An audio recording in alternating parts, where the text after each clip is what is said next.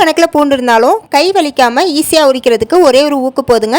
இன்றைக்கி வந்து நம்ம ஊக்க வச்சு தான் டிப்ஸ் பார்க்க போகிறோம். ஃபஸ்ட் டிப் பார்த்தீங்கன்னா, ஊசியில் நூல் கோக்கிறதுக்கு கையில் வந்து அந்த நூலை வச்சுட்டு அதோட சென்டரில் வந்து நம்ம அந்த ஊசியோட ஹோல் இருக்கிற மாதிரி வச்சுட்டு அது உள்ளே வந்து நம்ம ஊக்க விட்டு இழுத்தோம்னா அழகாக ஈஸியாக வந்து ஊசியில் நூல் கோத்துடலாங்க. ரெண்டாவது டிப் பார்த்தீங்கன்னா, நம்ம நார்மலாக கை செயின் இது மாதிரி பட்டையாக இல்லாமல் உருண்டையான கை செயின்லாம் போடும்போது இந்த மாதிரி நார்மலாக போட முடியாதுங்க. அது வலிக்கிட்டு விழுந்துடும்.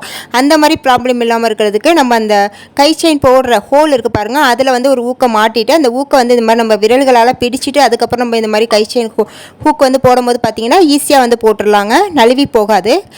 அடுத்த டிப் பார்த்தீங்கன்னா, ஹெட்ஃபோன்ஸ் ஒயர்லாம் வந்து நம்ம இந்த மாதிரி சுருட்டி விட்டு ஒரு ஊக்கு போட்டு வச்சோம்னா அது வந்து கலையாமல் இருக்குங்க. இல்லைன்னா நம்ம அடிக்கடி அதுலேருந்து சிக்க எடுக்கிற மாதிரி இருக்கும். நான் சொல்ல போகிற டிப் வந்து உங்கள் வீட்டில் 1-2 வயசு குழந்தைங்க இருந்தாங்கன்னா ரொம்பவே யூஸ்ஃபுல்லாக இருக்குங்க. ஒரு டபுள் சைட் டேப் எடுத்து இந்த மாதிரி கொஞ்சமாக கட் பண்ணிவிட்டு இதில் வந்து ஒரு ஊக்கை இந்த மாதிரி ஒட்டி விட்டுருலாங்க. இப்போ இதை வந்து நீங்கள் ஃபோன் சார்ஜ் போகிற இடத்துல பக்கத்தில் இந்த மாதிரி ஒட்டி விட்டிங்கன்னா அது ஸ்ட்ராங்காக ஒட்டிக்கும். இப்போ இதில் வந்து நம்ம ஃபோன் சார்ஜ் போட்ட பிறகு ஒயரை வந்து இந்த மாதிரி விட்டுருவாங்க, தொங்க விட்டுருவோம். குழந்தைங்க இருந்தாங்கன்னா அதை எடுத்து வாயில் வச்சுருவாங்க.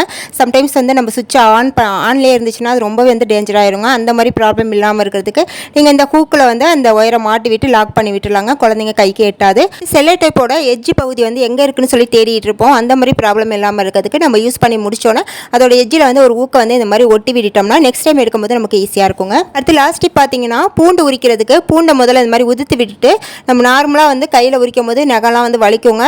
அந்த மாதிரி இல்லாமல் ஒரு ஊக்க எடுத்துக்கோங்க. இப்போ ஒரு பூண்டை வந்து கீழே லேசாக தட்டி விட்டுட்டு அதுக்கப்புறம் ஊக்க வந்து இந்த மாதிரி வச்சு உரிக்கும் போது பார்த்தீங்கன்னா ஈஸியாக நம்ம உரிச்சிடலாங்க. இன்னும் ஊக்க வச்சு நிறைய டிப்ஸ் வந்து நான் ஷேர் பண்ணியிருக்கேங்க. அதோட ஃபுல் டீட்டெயில் வீடியோ வந்து கீழே கொடுத்துருக்கேன் லிங்க். அதை நீங்கள் டச் பண்ணால் டேரெக்டாக அந்த வீடியோக்குள்ளே போயிடும், நீங்கள் பார்த்துக்கலாம். அந்த வீடியோ பிடிச்சிருந்தா லைக் பண்ணுங்கள். தேங்க்ஸ் ஃபார் வாட்சிங்.